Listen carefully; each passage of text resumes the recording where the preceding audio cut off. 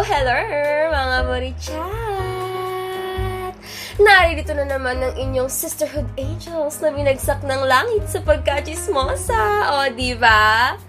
Welcome to our weekly channel podcast, your sorority shelter, comfort zone, and only karama in life. May hinanakit ka ba sa buhay? Got anything in mind? No more tears left to cry, ganon. Halikate, pag-usapan natin yan dahil dito, may lugar ka. Come on, let's get this bread. Be our guest dito lang sa... Puberty, Chat. Another day, another sleigh. Kumusta naman mga pechay natin dyan? Gising-gising. Buhayin ang inyong mga natutulog na self. Dahil for today's chika, pag-uusapan natin ang ating mga kipay. Yes, I said it and I will say it again. Pag-uusapan natin kung bakit kailangang pag-usapan ang mga ganitong bagay. Walang dapat ikahiya, no? Let's stay educated, safe, and healthy. Let it be the reason to embrace our womanhood. Paalala lang, ang ating topic for today ay rated 18 plus po. Opo, may mga topics and sharings pa rin na not suitable for young audiences. Parental guidance is advice, ganun. Mahaba-habang chikahan na naman ito, so join us and let's get this bardahan started. OMG! Parang may pa-slumber party, you know. I've always wanted to have sisters kasi gusto ko rin na may makachikahan about topics like this. Sharing the same experiences with girls radiate the feeling of comfort and security. Parang niyakap ka through words, taray? Pero sana, hindi lang sa girls nakakapag-share naman ganitong bagay, di ba? Dapat lahat may alam tungkol dito. Kuri kayo dyan mga te, dito kasi sa Pilipinas, masyadong nagiging tabu yung topic about reproductive health dahil conservative daw yung mga Pilipino. Ang ending, ang dami tuloy misconceptions, misinformation, and discrepancies patungkol dito. Plus, nahihiyang mag-share ang mga girlies natin kaya walang pagbabago, walang natututunan. So nagre-resort ang mga bully chats sa unhealthy and unsafe practices kasi kulang sa awareness and guidance. So true, besties. Ginagawang katatawanan ang topics about reproductive health dito sa Pilipinas. Like, what's so funny about our bodies? Kahit nga ang pagsabi ng kipay, buray, pipi, bilat, vagina, vajayjay, ang daming natatawa. As someone who say these words regularly ako yung mismo tinatawanan and I always wonder why. Isa na rin siguro ito sa reason kung bakit hindi na lang nag-share yung ibang burchat natin sa iba kasi they fear this type of response. Most Filipinos think that talking about these body parts and more on this topic is bastos and malaswa. When in fact, the female reproductive system is taught in schools. However, may mga kulang pa rin talagang usapin na hindi na-discuss ng mga paaralan. Alam nyo, I wish we had more of this information in textbooks talaga kasi parents should educate their children about this information. Dapat ang health education ay mag-start kahit bata pa lang para nauubog na yung pundasyon ng pagkatuto. Ganun. Huwag kayo mag-alala, mga burichat. Pag-uusapin natin yan today. Let this podcast be a safe space for us. Bawal ang snitch ha. Unang chismis for today, tayo ay mag-fact check. Wow, ay te, gusto ko yan. Okay, so for number 1, vagina and vulva have a floral and clean scent. Ano to? Saan to galing? Ink! Our vagina is not all about sugar, spice, and everything nice. Wala tong liters na nag-i-sparkle mga sis. Our vaginas have natural odors, and these odors vary a lot. OB-gynecologists describe these scents as tangy or sour, metallic, bittersweet, and bleachy. O diba? Iba-iba talaga. And take note, these scents are normal because in order to maintain the balance down there, the vagina produces odor-causing bacterial flora.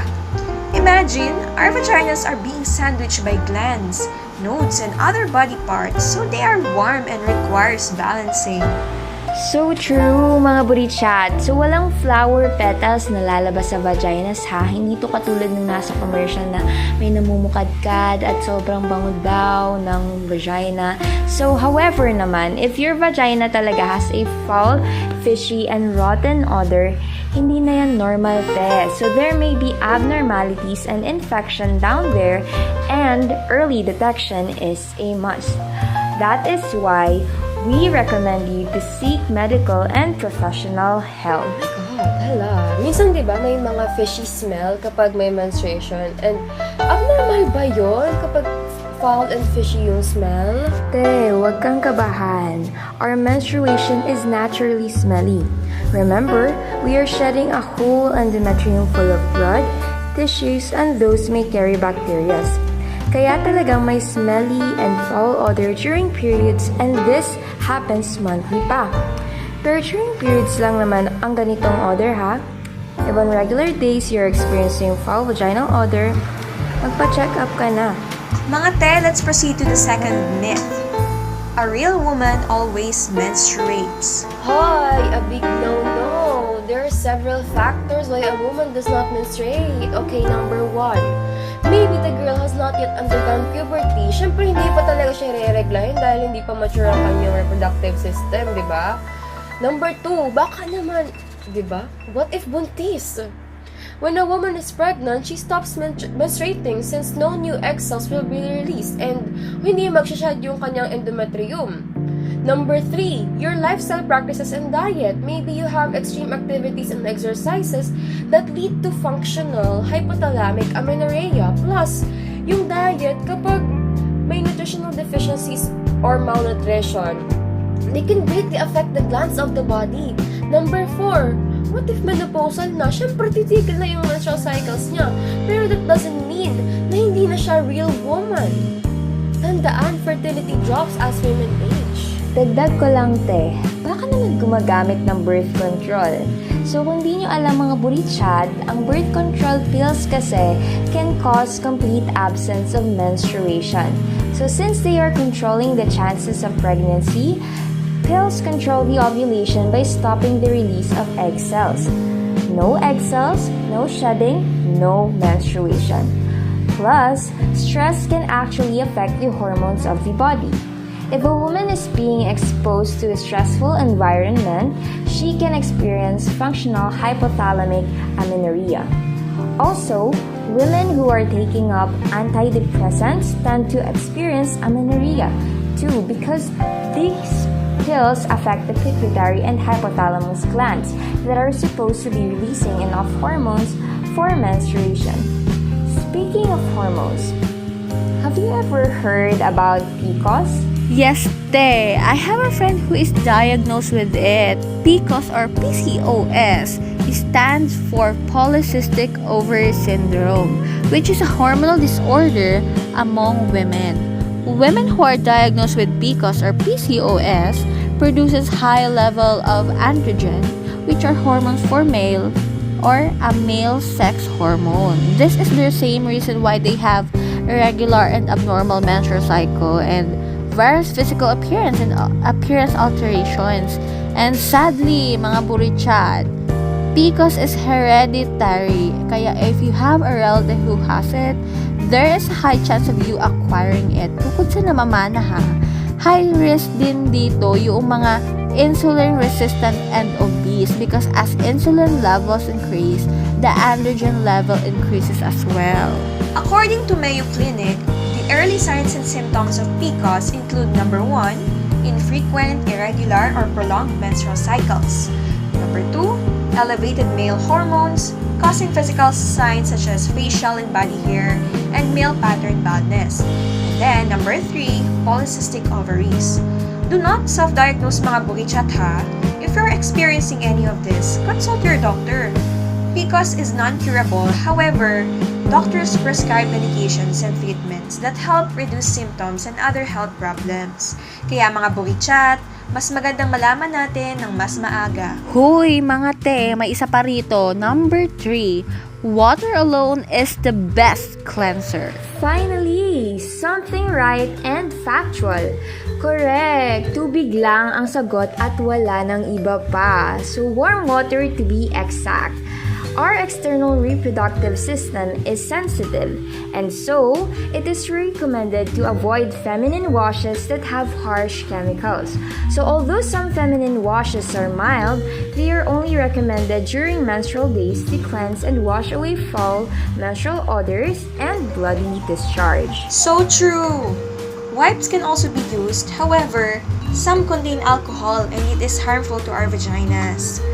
It is important to read the components of the product before purchasing, especially if it will be used for sensitive body parts.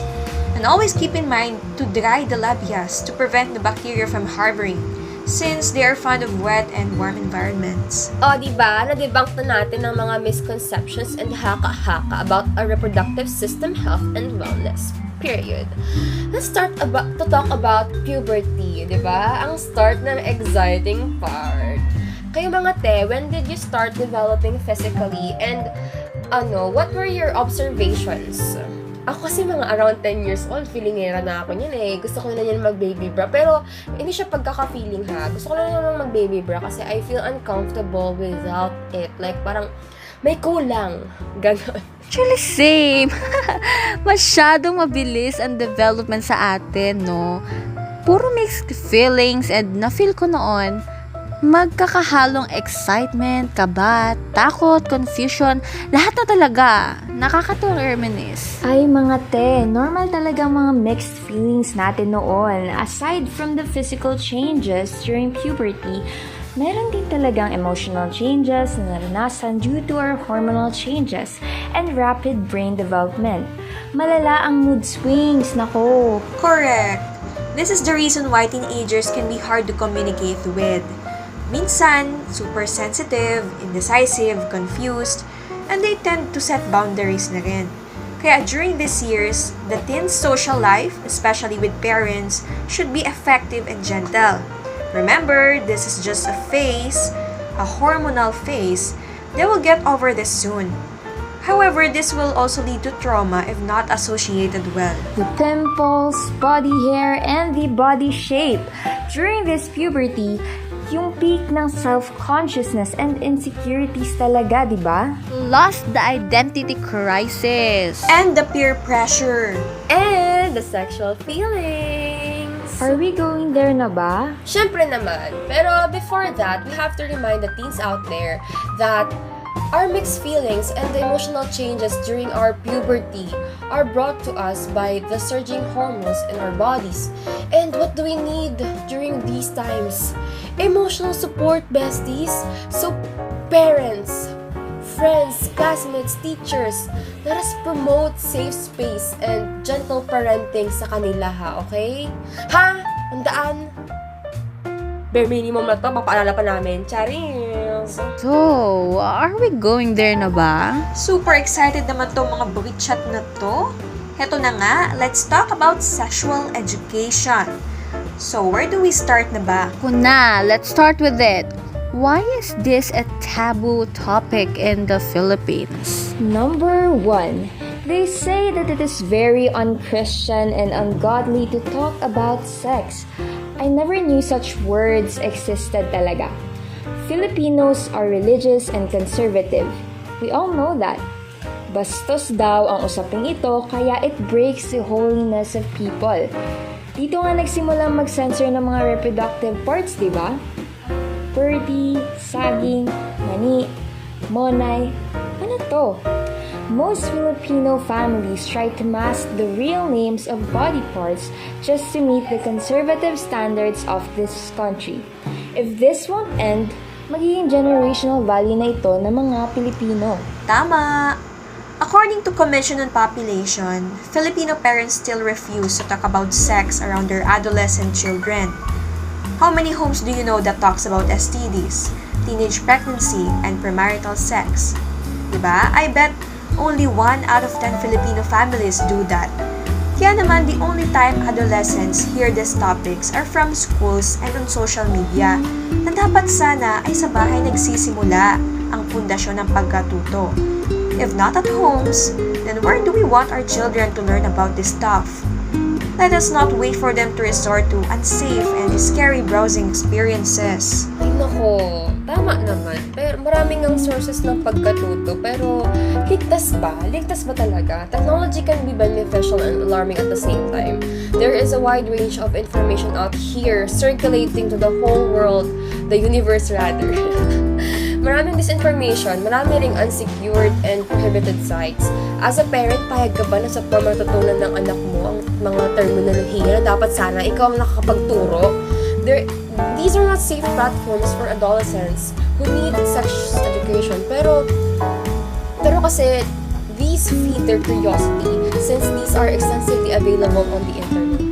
Schools teach, tama. Pero there is still a need for supplemental parental guidance and teachings. Alam nyo ba, may batas talaga para dyan eh.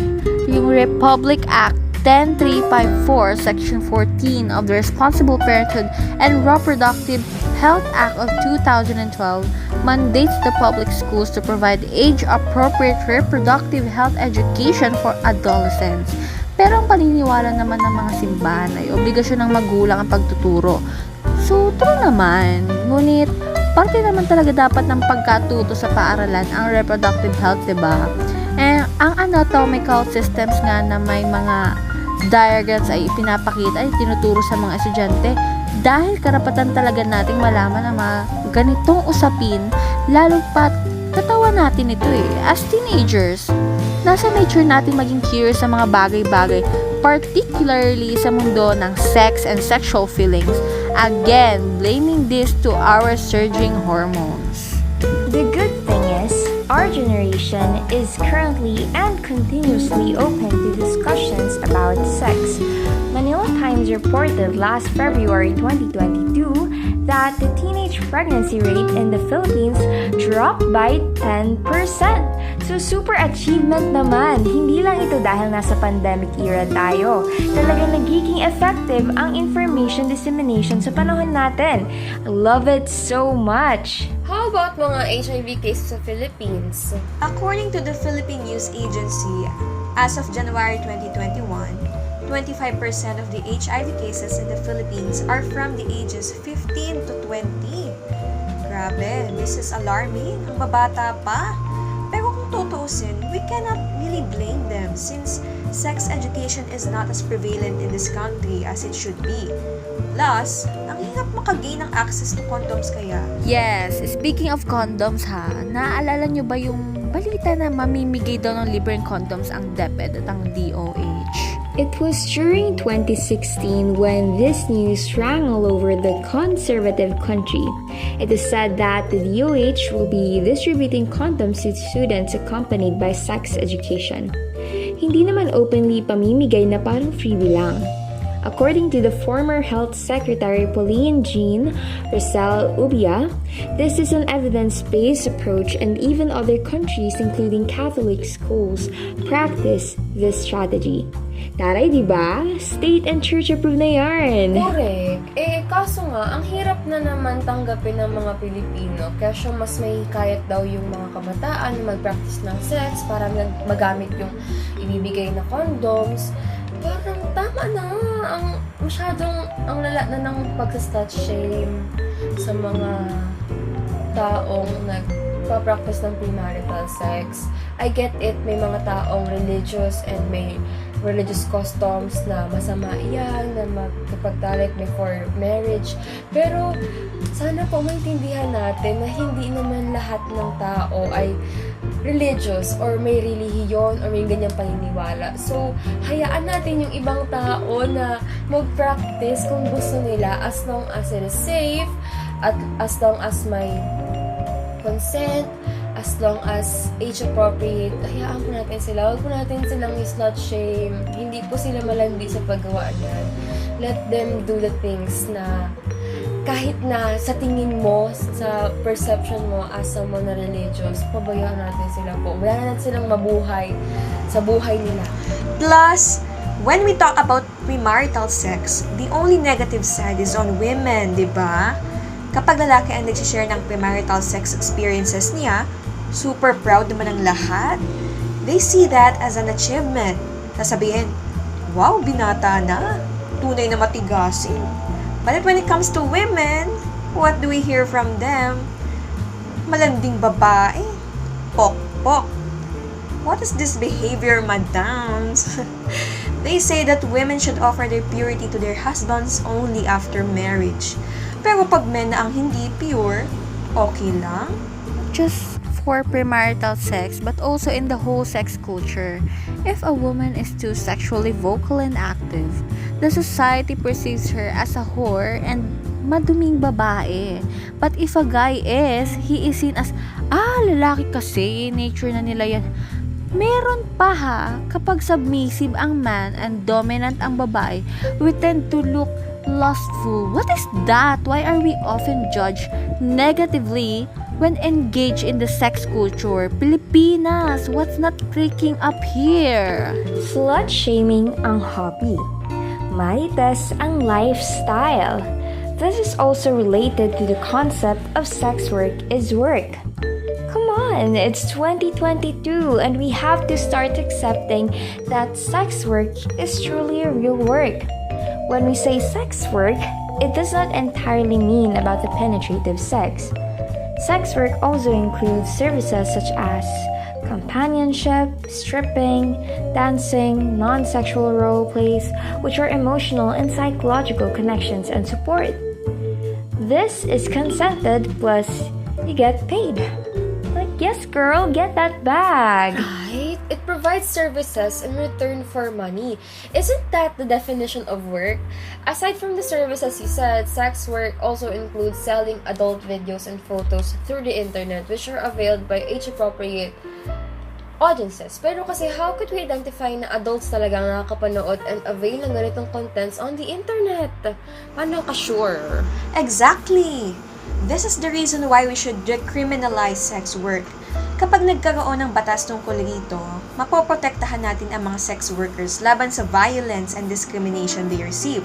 And also, we can regulate the target audience and market to shoo away the minors from availing these types of contents and services. And bukod pa rito, we can provide our sex workers the health protection they need, especially to prevent the spread of sexually transmitted infections and diseases and unwanted pregnancy. Sex work is a work, and it deserves the same legal protection as other works in the society. Pero kasi, ang katwiran naman ng iba, ethical bang work ang pag-exploit sa katawan? Exploit ng katawan is a wrong term, I guess. Models exploit their bodies and flaunt them on the runway. Athletes exploit their bodies to play extreme games and win that golden medal. Dancers exploit their bodies to perform and entertain the audience.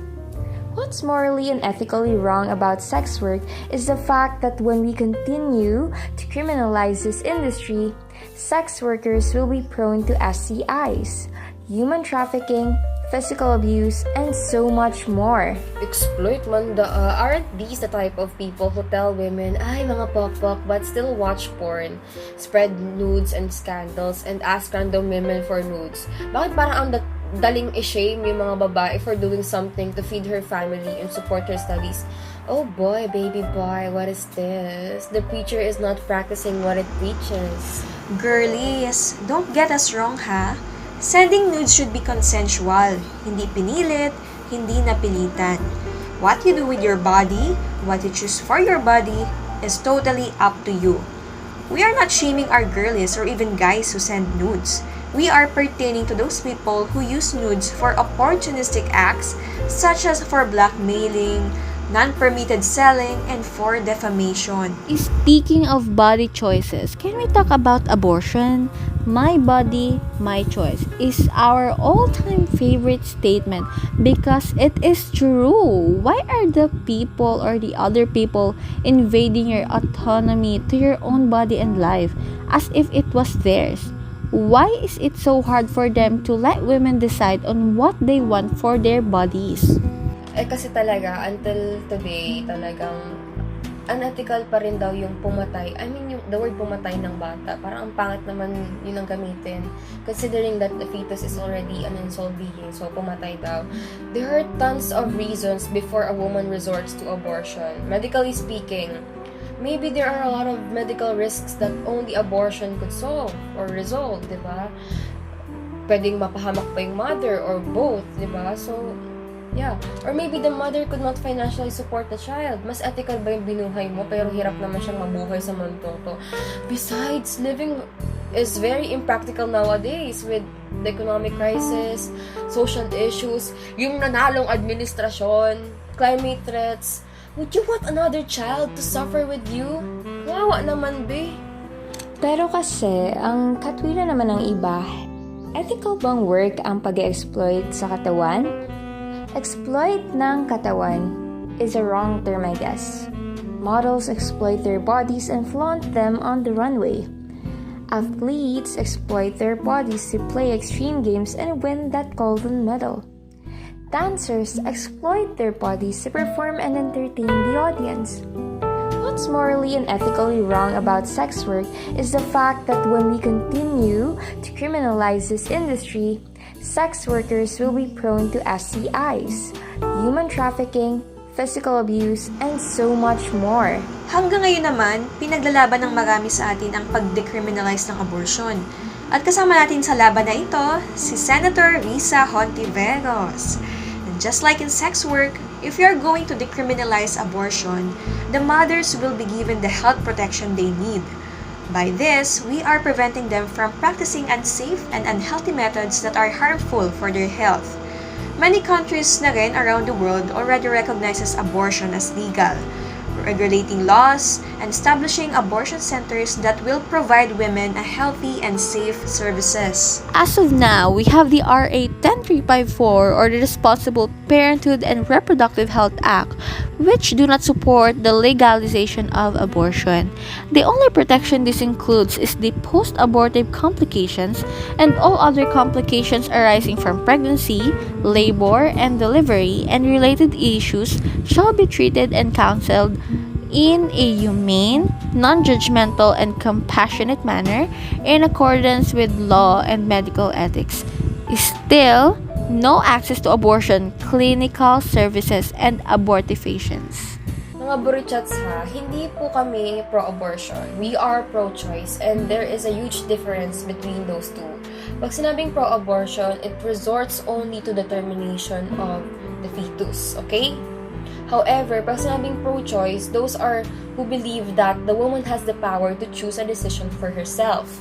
Plus, alam niyo ba, pwede naman kayo maging pro-life sa sarili ninyo and pro-choice para sa ibang tao. Kung gusto mo na, kung ayaw mo ng abortion sa sarili mo, go. Pero, wag mong i-deprive yung ibang tao ng karapatan nilang pumili para sa sarili nilang anak. If you personally believe that abortion is not for you, then don't, diba? Pero wag mong sabihin na wag mong tanggalan ng authority na mag-decide yung babae sa sarili niyang katawan, okay? Correct! Paano natin isusulong ang #AbanteBabae kung tinatanggalan natin ng karapatan ang babae sa sarili nilang katawan? Women support women by letting her choose for what she thinks is right for herself. Support lang, guide lang tayo, and hindi magiging decisionability. We will support each other by educating them, being present for them, fighting with them, and empowering them.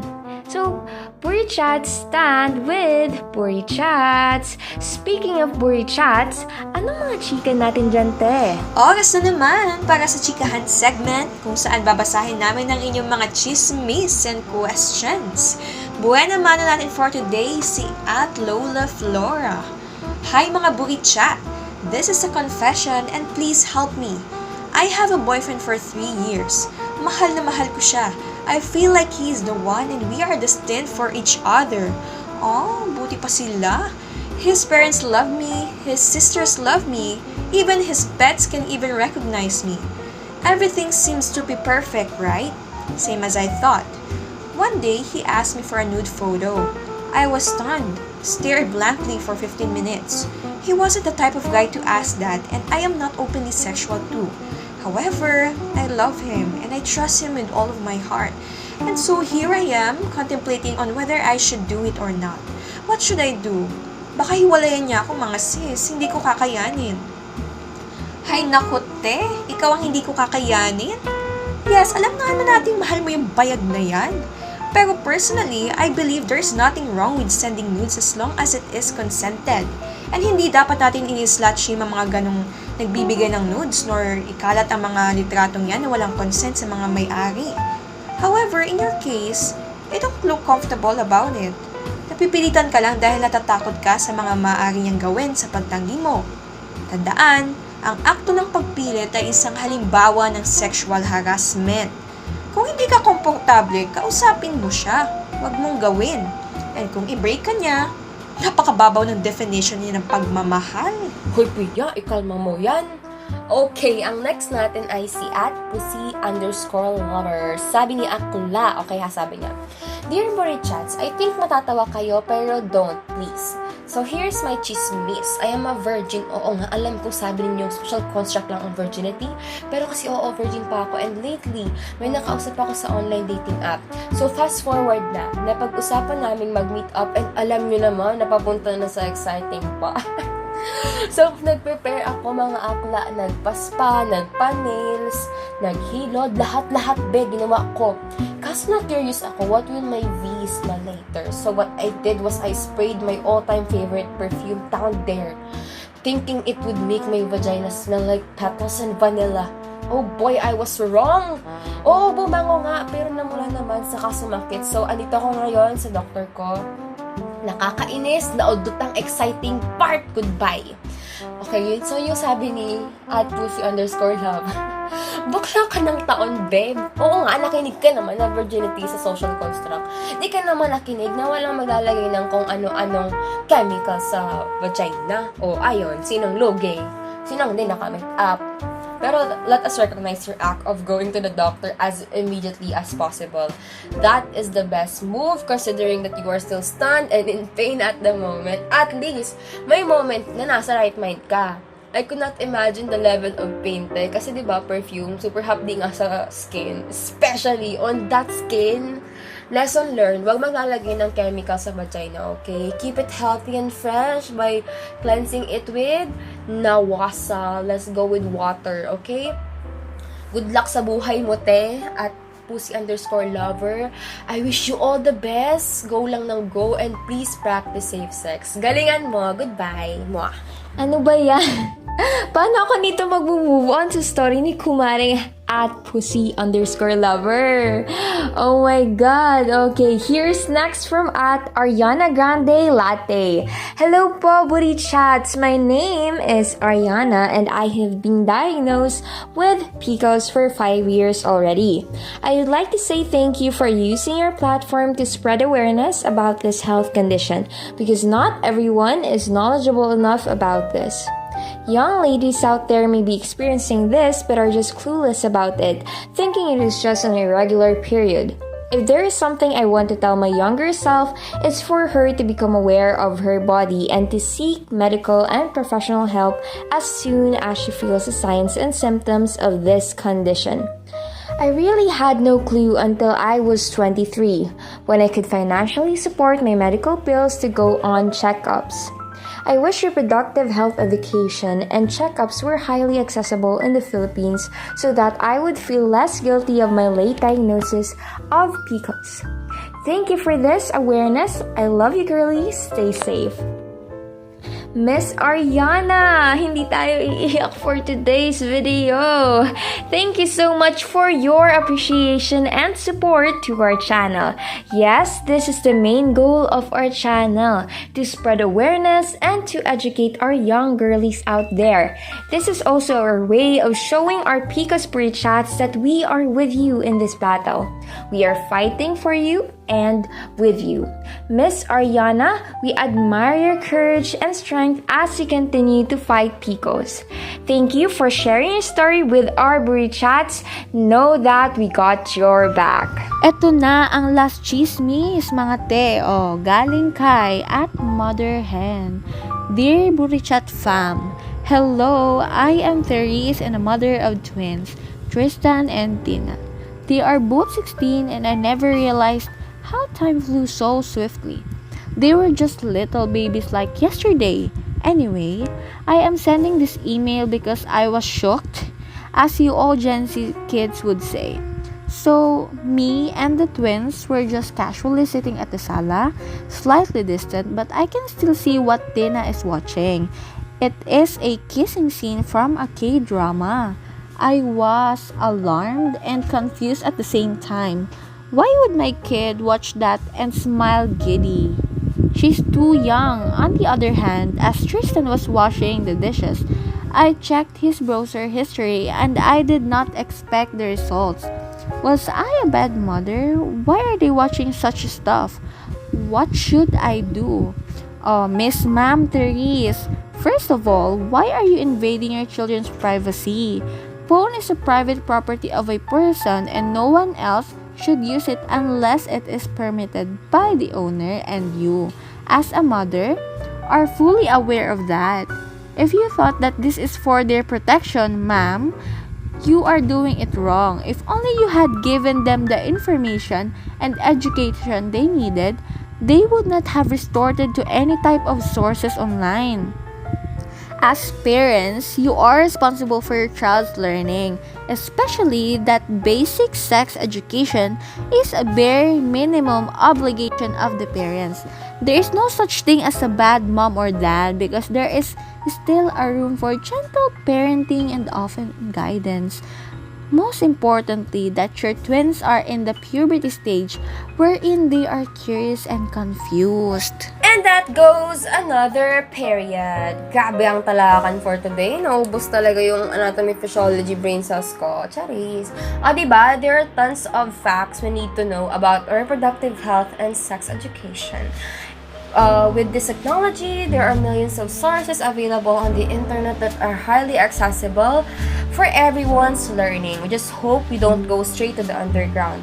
Learning these concepts also means developing and practicing safety, consent, and respect. As we continue to promote these health education topics, we must also provide a safe and comfortable space for our girlies, especially our teens. Research, fact-check, educate. Let us keep that in mind. This is our way of slaying for today. Slay, mga ba-JJ! Correct! Ang reproductive and sex education ay dapat nagsisimula habang bata pa. Whatever your religion is, we have the right to become educated and knowledgeable of these topics, especially about our own bodies and body choices. Everyone has their own duties, responsibilities, and roles. Parents, teachers, friends, ikaw. Learning is truly fun, but it will be more engaging if it were guided with an appropriate and effective approach. We, and Spill Motivo Chat, the podcast, are overjoyed to become a part of your learning and development process into becoming a well-educated individual with a healthy vagina. So ayun nga mga te, practice safe sex, ask for consent, stay educated. Tama na for today. Kami na ang inyong sisterhood angels na binagsak ng langit sa pagkachismosa, o diba? See you next week on our weekly channel podcast, your sorority shelter, comfort zone, and only karamay in life. Once again, VAGI-NAH, VAGI-YES. This has been the Spill Motivo Chat, signing off.